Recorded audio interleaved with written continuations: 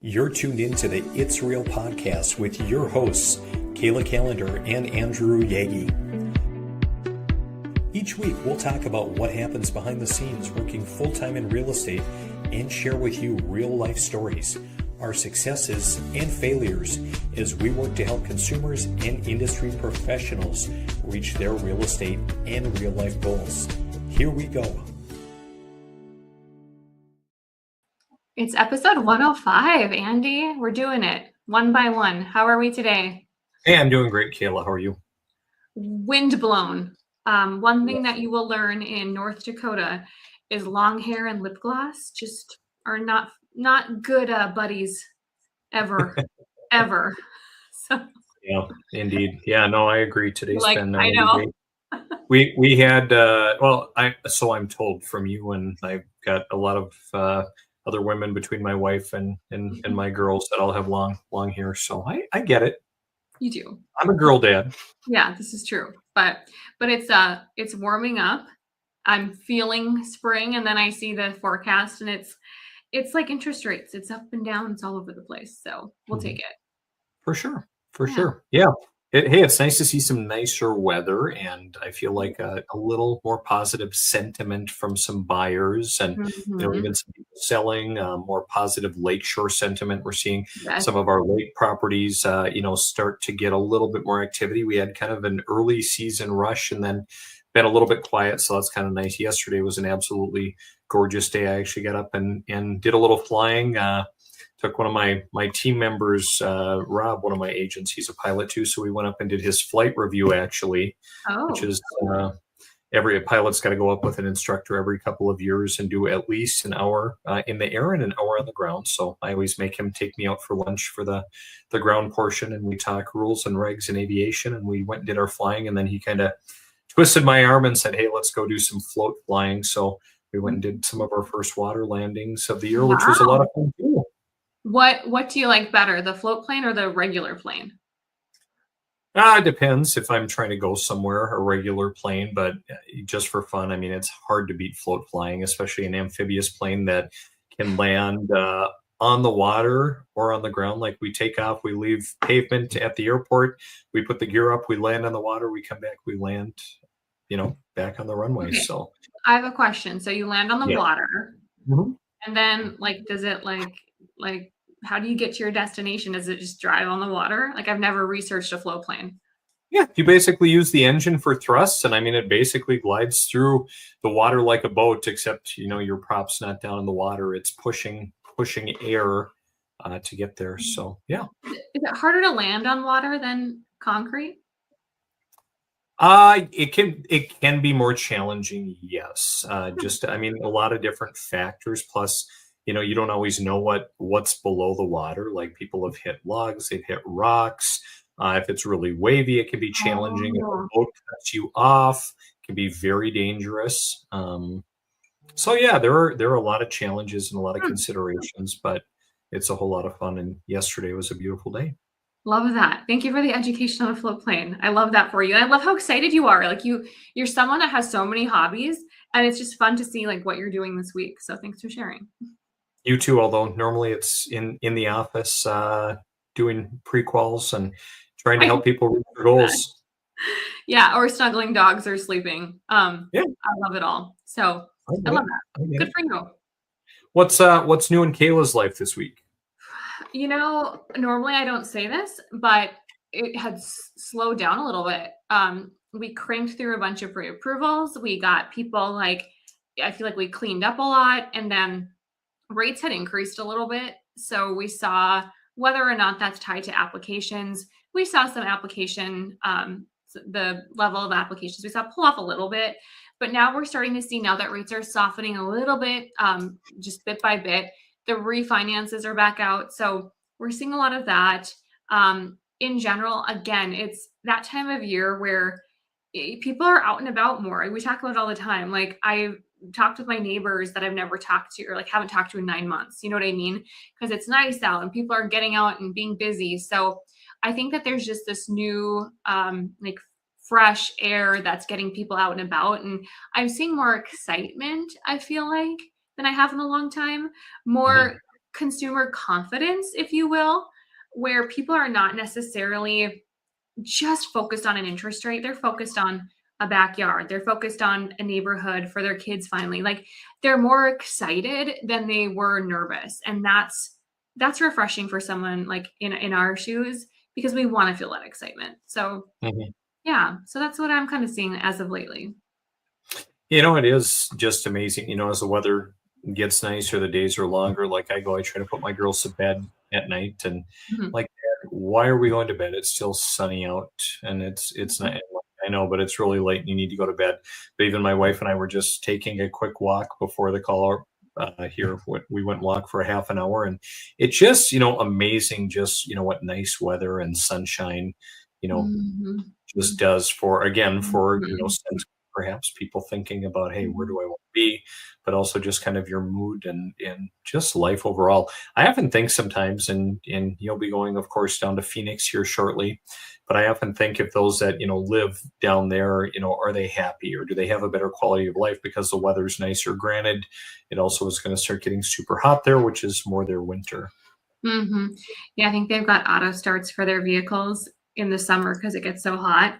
But I was listening to a podcast this morning and they were talking about how, we've gotten so connected to our phones and internet and just everything. We're not often, and I'm guilty of this, maybe you are too.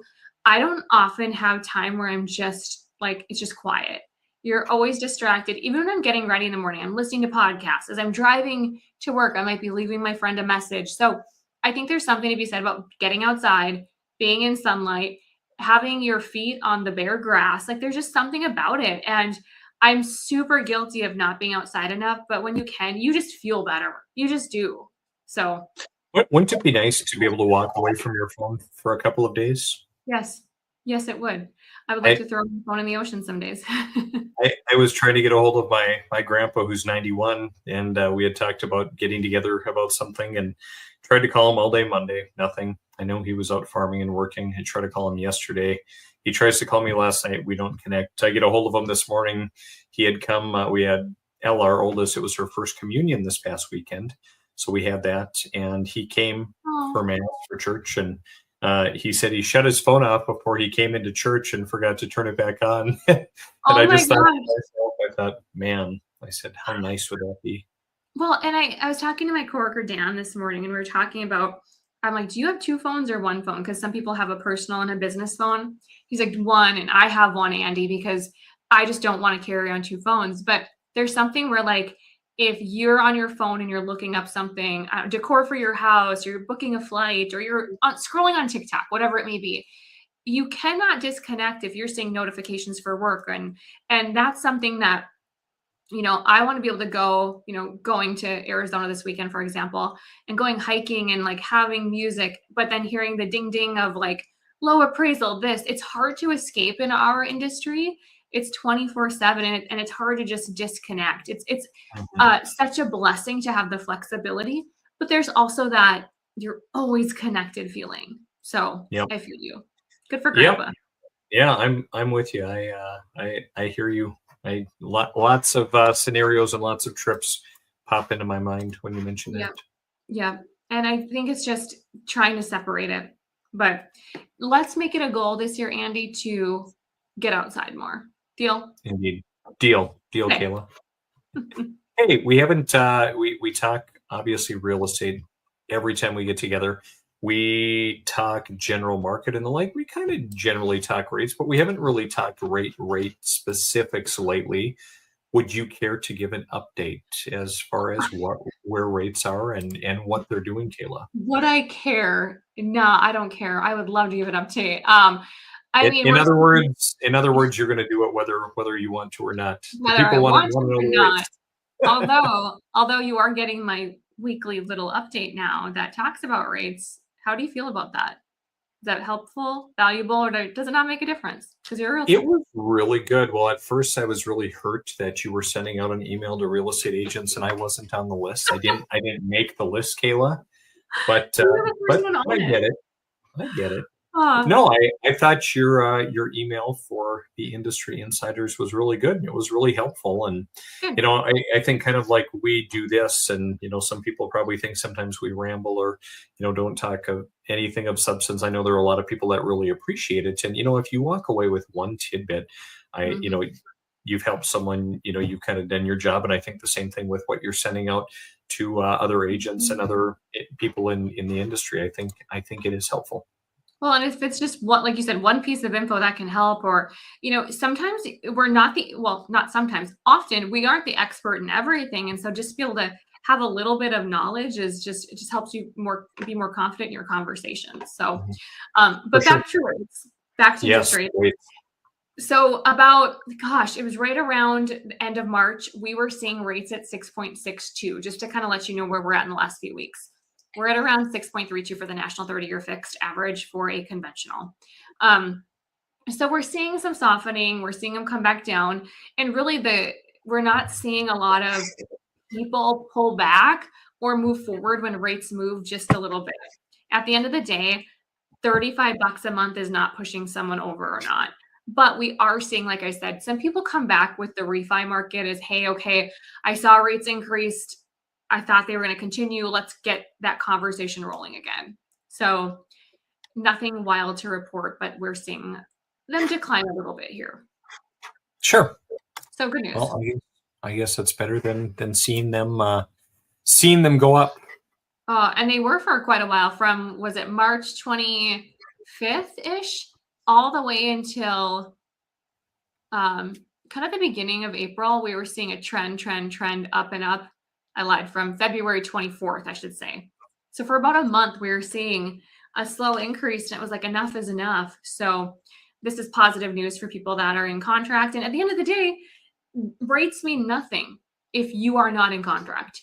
If you're not in Mhm, contract, you can't lock, you can't float, you don't have the decision. So rates are mhm. rates, but people are still buying. Right on. Well, it's good to hear that. Kayla, we talked a little bit ago about, generally just feeling like, consumer sentiment, especially as we get into, nicer weather and into what traditionally is the busier spring season, that, hey, we're seeing more positive sentiment, with consumers as the market starts to come alive. But I came across this article the other day, which I think was kind of an interesting contrast, where it talks about home builder confidence plunges Mm. due to high interest rates and economic fears. And Kayla, can you guess? This is something we probably don't think about a lot, but can you guess what percent of the cost of a home is tied to energy? Because I don't think we think of, okay, I know I've got to buy 2x4s and rafters and OSB and electrical and whatever, but we know that with everything going on in the world, we obviously know there's a little bit of a mini energy crisis. But what percent of a home cost goes into energy for building a home? Okay, I have no idea. 5%? Very close, Kayla. 4%. Wow. Are you just Four. surprised at my knowledge and I feel like every time you quiz me, I'm pretty close. You are pretty close. It just must show that you're an expert in your field and I you guess. know what's going on, if sometimes only subconsciously. Well, I thought you were going to say a lot more, and maybe I just wasn't in the loop of that. So, okay. So does that stat surprise you? Or I guess it really doesn't if you take into account, and I guess I don't know how they totally quantify it, but I would guess probably using energy to manufacture the products, to deliver them, to assemble everything. I guess it's just something that you don't really think about because it's kind of an intangible that's built, into the ultimate cost. mhm. So, Yeah. That's interesting. Well, and I think too, like, now more than ever, there's probably a lot of things that people can do that are more efficient in their homes for energy. But I mean, that amount does seem lower, but I guess I have never thought about it. So thank you for mhm. sharing. Yeah, there's your fun fact of the day. Yeah, Well, I'm going to share that in a conversation later. yeah, there you go. You can be the most interesting person at happy I hour later on can today. be. Anyway, this article, Kayla, kind of talks about, there's basically a home builder index, and any reading below a 50 reflects a negative sentiment about the market. Builder confidence dropped 234, down 4 points. And, just kind of for comparison's sake, if you look back in like Mhm. '08, it was down to an 8 was the sentiment. During COVID at one point, it was Mm. at a 30 before skyrocketing, up to Oh, 90. When interest rates really drop. So you can see kind of where the builder sentiment, and I guess it kind of makes sense. I'm getting, again, we talk about in my more immediate market, we don't have a lot of new construction like you do in right. Fargo or West Fargo, but I get a ton of emails from, builders like DR Horton and Lennar, a lot of, just really pushing their products, pushing their incentives. So I guess that kind of makes sense. Are you seeing more incentives, or or people still getting concessions? I'm sure quite a bit, even on new homes. Yeah. Yeah, I see a couple different things. So today I got a purchase agreement for a build out in South Carolina, actually. And what I see is builders that have connections or relationships or part owners of mortgage companies. There you really see it. I don't know, what they're doing if they're taking a cut, but I'm still seeing incentives of I've seen it around Fargo free lots. I've seen up to probably some $20,000 incentives.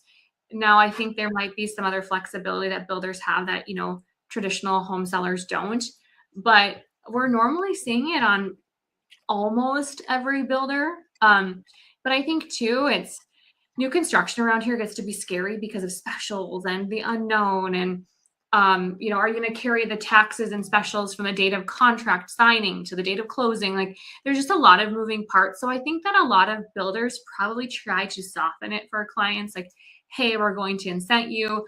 And so we continue to see them in Fargo, those incentives. Hmm. Yeah, I imagine. So I've also seen, just as I watch the market, and I have some clients that either are buying or have sold or are looking to sell in the Fargo area. And it just seems like those that have newer, but not, brand new homes, like homes that are built within the last 20 years, they really are quite popular and they go quickly just because, a lot lesser in terms of specials. Even I had, someone whose home I had sold for their parent, and she was like, "Hey, just want to let you know that, hey, my daughter's putting her house on the market. She has an agent already, but hey, I just thought I'd pass that along to you." Mm, And I think it was in Dilworth, and even that house sold very, very quickly with yeah. multiple offers. But again, was kind of nicer, built within the last 20 years, probably no specials, really appealing for people. Yeah, and those no specials. I mean, yesterday I talked to a client and they could get probably where they were looking to have, build new construction versus not. It was probably about a $50,000, maybe less, $40,000 difference in price, with and without specials. So you can have no specials at, let's just say, 500, and the same price of a $500,000 home per month would be the same cost of a 450, let's say. And so the question just becomes like, do you want more house or do you want the newer construction, newer area, no trees, infrastructure? But it does make a difference around here. And we see those special assessments really impact that monthly payment. Hmm. For sure. Yeah. Very well. Anyway, very interesting article just talking about home builders. So I guess if you're in the market for a home right now and you can swing it, you could maybe get a pretty good deal on new Mhm. construction. Is the moral of the story. Always worth having the conversation and seeing what they can provide. Have the talk. Shop around. Kayla, I found an article that I think you will really like when it Oh, comes to real estate. And, it's something that I really hadn't thought much about because this particular parameter doesn't apply to me. But maybe. Good. for a group of home buyers, a fenced yard isn't a bonus, it's the starting point. Can you guess what group of home buyers that may be? People that have 18 pit bulls, Ding, ding, ding. pet Oh, owners. so this is a really interesting article for me, Kayla, and I really hadn't Mhm. thought about it. But I was kind of thinking back and thinking about, the number of people that I've shown houses to. Probably one of the most interesting pieces that I found in the article kind of starts off talking about two kind of home buyers, those with pets and those without, obviously. For pet owners, a home purchase can hinge on whether it works well as well for their pet as it does for them. And this talks about the fact that one of the agents said, I've never seen a child influence a house decision, no matter what they've thought about it. I don't quite know about that, but he said, however, has much more influence. And I say that just because, like, I've had a lot of individuals say, they bring the kids with, and of course, the kids are excited. They love about every house. I mean, unless they're a little older, they're maybe a little bit more discerning. But I'll agree. I maybe haven't seen as many people with kids or seen scenarios where the kids are swaying it, but the pet for sure. I mean, obviously. Can you relate? I can. And I like this topic because I've always heard that, pets will have a determination on a home purchase, things like that, but not in like comparison to children. Every time I have a discovery call with a client, hey, Andy, you're looking to buy a house, tell me the motivation. One of the things that I will always ask is, do you have children and do you have pets? Because often we see and hear, well, we're running out of space, different neighborhood, etc. That's the parents' decision usually, but it's usually not the kids' thoughts or decisions or influence that have as much as probably a dog. And I think that's because, you think about opening your door to let the dog out. So way easier than if you don't have a fence, like that's more responsibility on you. You got to leash them. Like it's almost like living in an apartment. But even, I was talking to Taryn the other day and I'm like, we don't have a privacy fence. We decided on black metal. The dogs can see out, but it's also an issue because they can see out and they bark and they go after and they scare people because they like run up to the fence. But like even things like that, it's like, this is your home. This is where you want to feel safe, but it trickles down to your dogs too. So I would say, when we built too, we wanted bigger windows so our dogs could see outside. We needed to make sure that there were certain functions in the house and that met the dog's needs. I thought I was maybe just crazy, but apparently with this article, it's more common than I'm aware of. So I wouldn't have thought about the windows, but Realtor.com actually did a study and they talked about, for all of the individuals who answered it, overwhelmingly, they pointed to a strikingly consistent definition of what makes a home truly pet friendly: secure outdoor space, durable and easy to clean interiors, and neighborhoods or developments where pets were clearly allowed. And the outdoor space, of course, came up repeatedly, especially when it was enclosed. I would also say don't get carpet if you have dogs. Like, don't do it. We did in a couple of rooms. It's just not worth it. So if anyone's listening and you're wondering what's not on the list, go with hard flooring. Like, just do it. So. And what about, do area rugs and robot vacuums mix? Andy, one day we'll play that for the audience. Yeah. Oh my gosh. But I will say, and this just hit me just now as we're talking, the reason that we purchased our lake home was not for Taryn and me. And I will flat out admit that. It was for the dogs. And I hope my in-laws don't listen to this, my extended family, but the dogs were not welcome anymore where the family cabin was. They just didn't want dogs, and they're part of our lives. So we went 20 minutes away to find a property where we could have our dogs. There's hard flooring throughout. There's, we have multiple things, like even with our boat that we have for the dogs, like it's amazing what you do to accommodate. But I mean, I don't think it's as crazy because I guess I've done it. So. Well, your in-laws think you're crazy by the sound of it. So. Well, they don't have dogs, so that's. They made them sleep in the garage one time, and I just wasn't having it. Well, I get it. Not my father-in-law, mother-in-law, just I do like pets, but I'm maybe a little bit more in their camp than making accommodations for pets. But you see, we agree on a lot of things, but not quite everything. But I respect you and the decisions that you guys are making. I mean, it's your life, and you got to live it. You got to be happy, and they're a big part of your life. So, you know what? All you need are a couple lint rollers, and life's fine. I thought it was really interesting, Gail. I really hadn't thought about it, but of course there are luxury developments focused on pets. Here they were talking about Vestra, a luxury apartment complex in Vegas, where they prioritize communal dog runs, a resort-style dog park, and professional grooming. Wow. I mean, look at all of that. Isn't that kind of interesting? I think though that if you have pets, like you are willing to go to any hotel or any restaurant, like anything that gives life to your pets, like as a pet owner, I'm more willing to support that if it costs me more. Even going to Bully Brew in West Fargo, I will go there anytime because they have pup cups. You know what I mean? So Mhm. if you don't have kids, like we don't have kids. So like those are our kids. And if they can be included in any way, we are down. So I love that Vegas resort hotel, whatever it was, does that. That's amazing. Mhm. For sure. Very interesting. We'll Well, get you a Caleb, the dog. last what's that? We'll get you a dog one day. Maybe one day.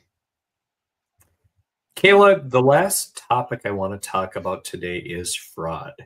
In real Oh boy. estate, something we always have to worry about and just in daily life. But something that we're especially conscious of working doing real estate transactions. I mean, you guys at the bank are wiring money all the Yeah. time. You're asking your clients to wire money, but there is rampant fraud. And I came upon this article that talks about how AI is intensifying real estate fraud and what agents can do.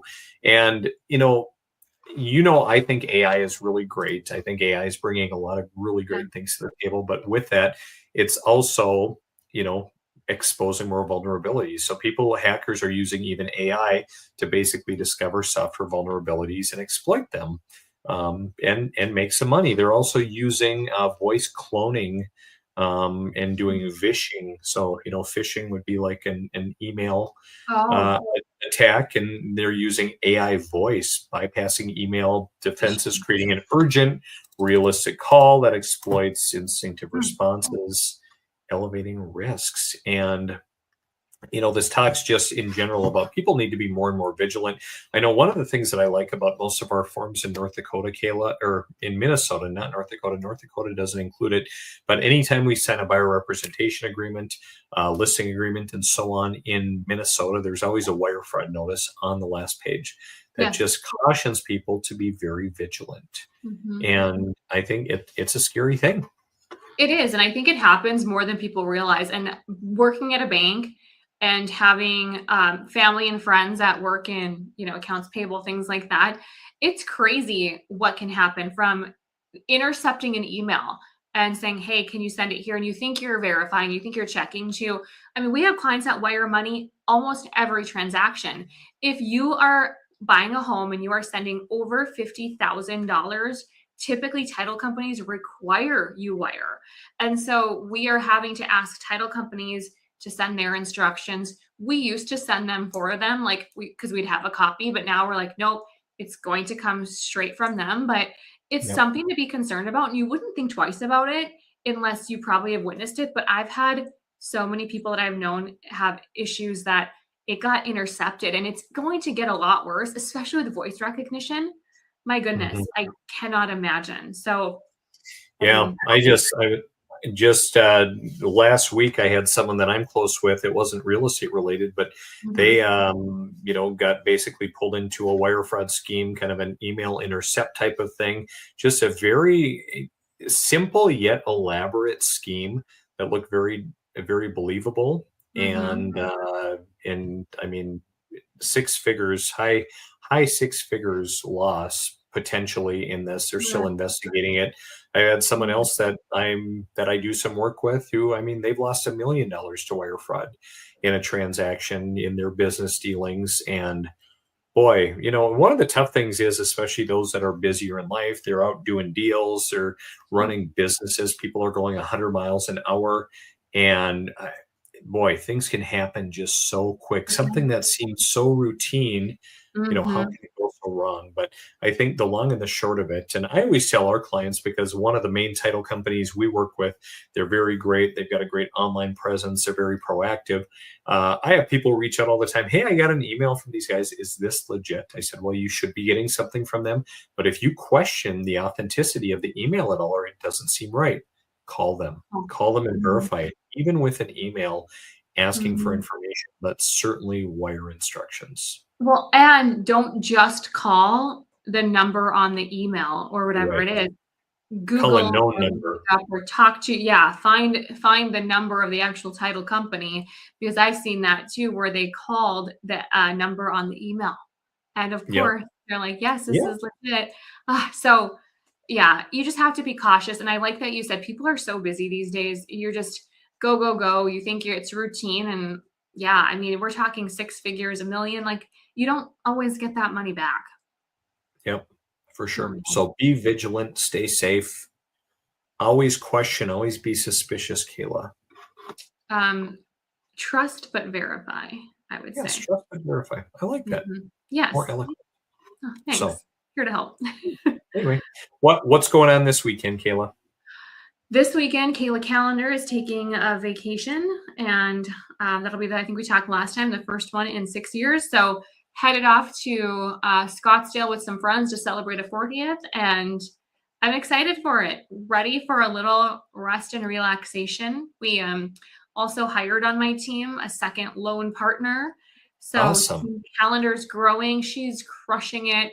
I've had my other loan partner for over a year, and it's just so cool to see things flowing and moving. And as I told the client today, it's not just me, there's a group of us, and that just, we have all of our arms around our clients, and it's just a really peaceful place to be, I guess. Good So for you. I'm happy for you.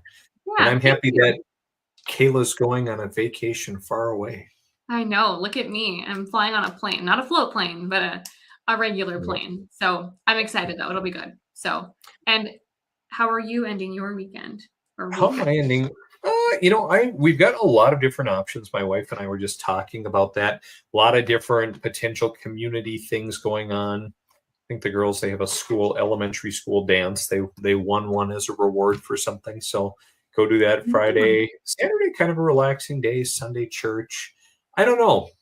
No major event, but So a lot of potential things that we could do, and we'll just have to pin it down and see what it looks like. love it. Well, I hope the weather cooperates and we don't get snow and we can move into summer and get our feet in that grass like we talked about. Right on. Well, that puts a wrap on episode 105. Kayla, great connecting. Enjoy your weekend, and we'll look forward to connecting with you next time. Sounds good. We'll see you soon.